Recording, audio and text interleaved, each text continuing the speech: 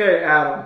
So we hear all this talk about asset allocation, which is obviously important. I hope we've already done a video on that. I believe we have. If we haven't, asset allocation next video. But what is asset location, and does it really matter? Is it really that important? Give us a little bit on that so that we can really dive into to this subject. Absolutely. So asset location is kind of what it sounds like. It's, okay, where do you want to put the assets? And so, say you have a few different types of accounts. You have maybe a traditional IRA, a Roth IRA, and a just normal taxable brokerage account. All those accounts are a little bit different, right? The Roth IRA, you've already paid taxes on. You're never going to pay taxes again.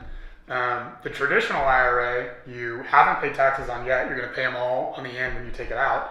And the taxable is, you pay taxes on it beforehand. You're going to pay taxes along the way. You're going to pay taxes at the end. So why is that relevant? Well, different investments have kind of different tax characteristics, and they might be better suited in one account versus another. Absolutely. So in the most basic form, we're putting tax efficient assets in taxable accounts, and we're putting tax inefficient assets in tax deferred accounts. Is that correct? Yes, that's the biggest element of it is, okay, if this investment's really tax inefficient, let's try to get it in an account where we're not going to have to pay taxes along the way.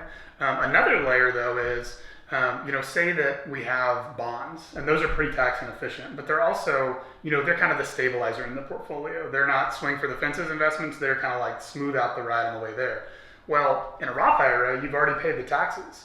And so ideally, you would not put bonds in your Roth IRA, right? Because, you want that balance that you've already paid taxes on to be as big as possible relative to the traditional IRA where you are going to have to pay taxes in the future. So, it's both what you mentioned and also kind of, other layers of which assets do we think have higher expected returns and where can we put them. You can really nerd out on asset location. It's a big part of what we do. Absolutely. So that next layer is making sure that we have assets with high future expected returns, especially in a Roth IRA, but at least in a tax deferred account.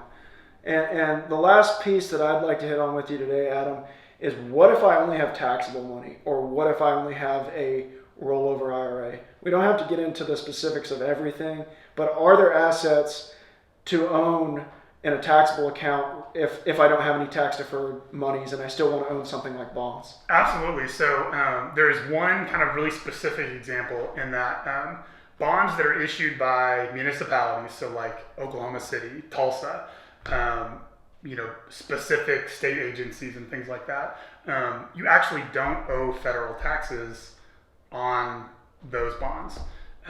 Now, in exchange, the cities know this, and so they issue the bonds with a little bit lower return because they know that you want that tax benefit. But in a taxable account, if your marginal rate is high enough, a lot of times it makes sense if you're going to own bonds to own municipal bonds because you'll get a tax benefit and won't owe federal taxes on those. Fantastic. I think we can make a whole video on taxable accounts and tax deferred accounts and even dive further into those specific accounts, and maybe we will. To the viewer, I just say if there is a certain topic within any of these videos that we talk about that you'd like us to expand on further, please feel free to comment, send us an email, let us know. We're always looking to meet the need of the group. If you are liking these videos and you do want to be alerted as they come out, feel free to hit like or subscribe. Everyone have a great day.